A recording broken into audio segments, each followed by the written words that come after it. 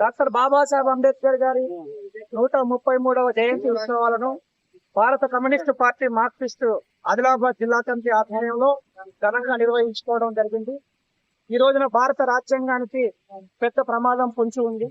భారత రాజ్యాంగాన్ని రద్దు చేసి దాని స్థానంలో మనధర్మ శాస్త్రాన్ని ప్రవేశపెట్టి కులాలు మతాల పేరుతోని కొట్లాటలు పెట్టి దేశంలో మనధర్మ శాస్త్రాన్ని రాజ్యాంగం మార్చడం కోసం ప్రయత్నం చేస్తున్నటువంటి స్థితిలో భారత రాజ్యాంగం ఉన్నది. అంబేద్కర్ ఆశయాలు ఏవైతే ఉన్నాయో వాటిని తుంగలదొక్కేటటువంటి ప్రయత్నం పాలకులు చేస్తూ ఉన్నారు. దేశ ప్రజలందరికీ డాక్టర్ బాబాసాహెబ్ అంబేద్కర్ గారి తరఫున మేము విజ్ఞప్తి చేస్తూ ఉన్నాము. ఈ దేశాన్ని కాపాడుకోవాలి. దేశాన్ని కాపాడుకోవాలంటే భారత రాజ్యాంగాన్ని కాపాడుకోవాలి. లౌకిక భారత రాజ్యాంగం మనది. భిన్నత్వంలో ఏకత్వంతో కూడినటువంటి అన్ని కులాలు అన్ని మతాలకు ఒక వేదికగా విరజిల్లుతున్నటువంటి దేశం మనది.